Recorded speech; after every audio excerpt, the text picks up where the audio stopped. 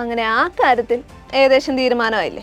ഇനി പൂക്കി ആക്ഷനും വിശ്വസിച്ച് മോഡിഫിക്കേഷൻ നടത്തിയ വണ്ടിയായിട്ട് റോഡിലേക്കൊന്നും ഇറങ്ങാൻ നിൽക്കണ്ട കേട്ടോ, പണി പാളും. മോഡിഫിക്കേഷൻ അനുവദിക്കുമെന്ന് മുഖ്യമന്ത്രി വി ഡി സതീശന്റെ പ്രഖ്യാപനത്തിൽ ജൻസികൾ കാത്തിരുന്ന പലതും മോട്ടോർ വാഹന വകുപ്പ് സർക്കാരിന് സമർപ്പിച്ച ശുപാർശയിലില്ല. നിലവിൽ 18 തരത്തിലുള്ള മോഡിഫിക്കേഷൻസ് യാതൊരു നിയമ തടസ്സവുമില്ലാതെ നടത്താമെന്നാണ് MVDയുടെ റിപ്പോർട്ടിലുള്ളത്. പക്ഷേ ഇതിൽ പലതും നേരത്തെ തന്നെ കേരളത്തിൽ അനുവദനീയമായവയാണ്. സ്ട്രക്ചറൽ ഓൾട്രേഷൻ അടക്കമുള്ള കാര്യങ്ങൾ ചെയ്യാനുള്ള നിർദ്ദേശങ്ങൾ MVDയുടെ നിർദ്ദേശങ്ങളിലില്ല. മോഡിഫിക്കേഷൻ പ്രേമികൾ കാത്തിരുന്ന ബോഡി മോഡിഫിക്കേഷനോ സൈലൻസറുകൾക്കോ ടയറുകൾക്കോ രൂപമാറ്റം വരുത്താമെന്ന ഒരു നിർദ്ദേശങ്ങളും ലിസ്റ്റിലില്ല. ഓൾട്രേഷൻ ഉൾപ്പെടുന്ന കേന്ദ്ര മോട്ടോർ വാഹന നിയമത്തിലെ സെക്ഷൻ 52 പരാമർശിക്കാതെയുള്ള റിപ്പോർട്ടാണ് നിലവിൽ MVD മുഖ്യമന്ത്രിക്ക് കൈമാറാൻ പോകുന്നത്. MVDയുടെ അനുമതി ഇല്ലാതെ വാഹനങ്ങളിൽ വരുത്താവുന്ന മോഡിഫിക്കേഷനാണ് ഇനി പറയാൻ പോകുന്നത്. സീറ്റ് കവറുകൾ, ഫ്ലോർ മാറ്റുകൾ, സ്റ്റിയറിംഗ് വീൽ കവറുകൾ, ക്രോം ഗാർണിഷ്, ഡോർ വൈസറുകൾ, മഡ് ഫ്ലാപ്പുകൾ, അശ്ലീലമല്ലാത്ത ബോഡി സ്റ്റിക്കറുകൾ പതിക്കാം, വാഹനത്തിനുള്ളിൽ ഇന്റീരിയർ ആംബിയൻ ലൈറ്റിംഗ് ഉപയോഗിക്കാം, ആൻഡ്രോയിഡ് ഇൻഫോർടൈൻമെന്റ് സിസ്റ്റം വെക്കാം, കൂടുതൽ സ്റ്റിക്കറുകൾ ഘടിപ്പിക്കാം, സുരക്ഷയ്ക്കായി dash camera, reverse camera, parking സെൻസറുകൾ, GPS ട്രാക്കറുകൾ, ടയർ പ്രഷർ മോണിറ്ററിംഗ് സിസ്റ്റം എന്നിവ ഘടിപ്പിക്കാം. ടൗ ഹുക്കുകളും അനുവദനീയമാണ്. റൂഫ് കാരിയറുകൾ ഘടിപ്പിക്കാം. 50% കാഴ്ച ലഭിക്കുന്ന സൺ ഫിലിമുകൾ ഒട്ടിക്കാം.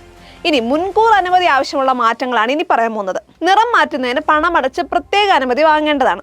പുതിയ എഞ്ചിൻ മാറ്റിവെക്കുന്നതിന്, LPG, CNG തുടങ്ങിയ റെട്രോഫിറ്റ്മെന്റ് കിറ്റുകൾ ഘടിപ്പിക്കുന്നതിന്, സാധാരണ വാഹനത്തെ ഇലക്ട്രോണിക് വെഹിക്കിളായി മാറ്റുന്നതിന്, വാഹനത്തിന്റെ ചേസിസ് ഫ്രെയിം മാറ്റുന്നതിന്. എന്നാൽ സീറ്റ് കവറുകൾ, ഫ്ലോർ മാറ്റുകൾ എന്നിവയിൽ മാറ്റം വരുത്തുന്നത് നിയമവിരുദ്ധമല്ല. ഇത് നേരത്തെ തന്നെ പലരും ചെയ്യുന്നതാണ്. സ്റ്റിയറിംഗ് വീൽ കവറുകളും ഇഷ്ടത്തിനനുസരിച്ച് മാറ്റാവുന്നതാണ്. ഇന്റീരിയർ ആംബിയൻ ലൈറ്റിംഗും നേരത്തെ മുതൽ തന്നെ വാഹനങ്ങളിൽ കാണുന്നതാണ്. Dash camera, reverse camera, parking സെൻസറുകൾ, GPS ട്രാക്കറുകൾ എന്നിവയുടെയൊക്കെയാണ് മിക്ക വണ്ടികളും വാഹന നിർമ്മാതാക്കൾ പുറത്തിറക്കാറുള്ളത്. വണ്ടിയുടെ ലോഗോയുടെ കളർ മാറ്റാവുന്ന ക്രോം ഗാർണിഷ് മുൻപും മോഡിഫിക്കേഷൻ ചെയ്യുന്ന സ്ഥാപനങ്ങളിൽ ചെയ്യാറുണ്ട്. ഇതിന് MVD പിഴ ചുമത്താറൊന്നുമില്ല. മഡ് ഫ്ലാപ്പുകൾ നേരത്തെയും കസ്റ്റമൈസ് ചെയ്യാറുണ്ട്. Android infotainment system, tyre pressure monitoring system എന്നിവ നിലവിൽ പുറത്തിറങ്ങുന്ന വണ്ടികളിൽ ഉണ്ടാവാറുണ്ട്.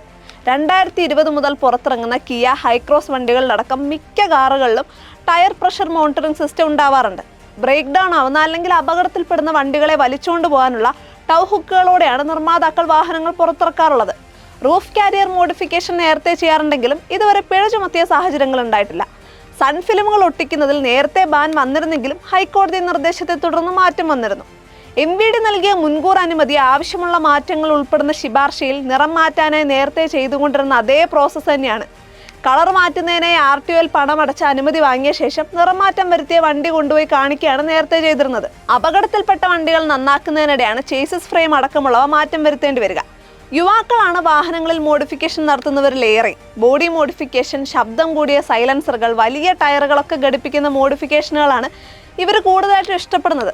പക്ഷേ ഇത്തരത്തിൽ മോഡിഫിക്കേഷൻ നടത്തിയ വാഹനങ്ങളുമായി റോഡിലേക്ക് ഇറങ്ങിയാൽ നിയമം പഴയത് തന്നെ. പൂക്കി ആക്ഷന് വിശ്വസിച്ച് നിരത്തിലിറങ്ങണ്ട, കീശ കീറുമെന്ന് ഉറപ്പാണ്.